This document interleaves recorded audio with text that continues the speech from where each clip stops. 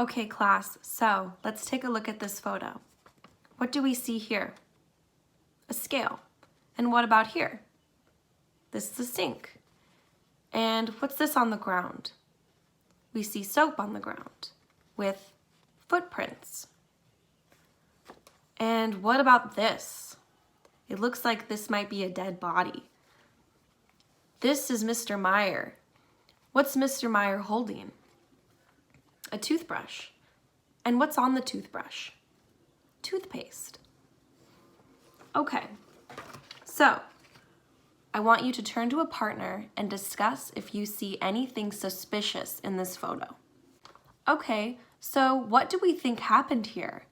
I want you to turn to your partner and write down one sentence about what you think might have happened to Mr. Meyer. Okay, so Mr. Meyer took a shower before he died. Which action started first?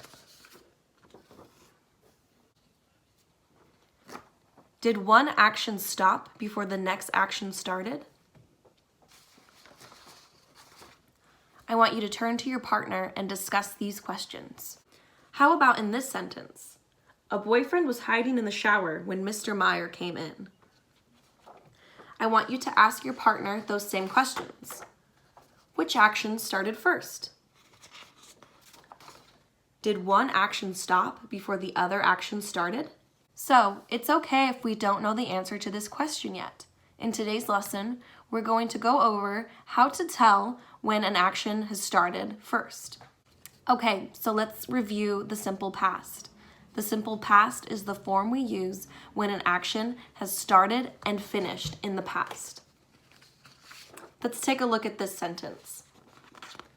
Phil Fork arrived at 10:30. We see the ED at the end. Let's take a look at another sentence. Mrs. Meyer drank several cups of coffee. Drank is the irregular in this sentence. Okay, next we'll look at the past progressive. The past progressive form is used when a specific action was performed in the past at a specific time. Okay, next let's look at the past progressive. The past progressive is used when an action is in progress at a specific time in the past. So to make up the past progressive, we need to use this. The past tense of be plus the verb plus a word ending in ing.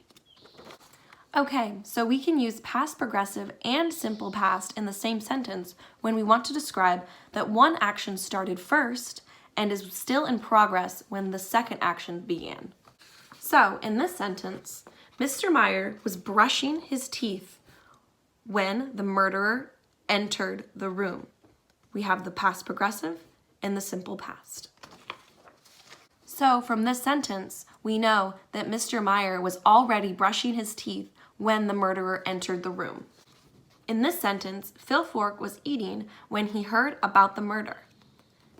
Eating in this sentence is the past progressive, and heard is an irregular simple past.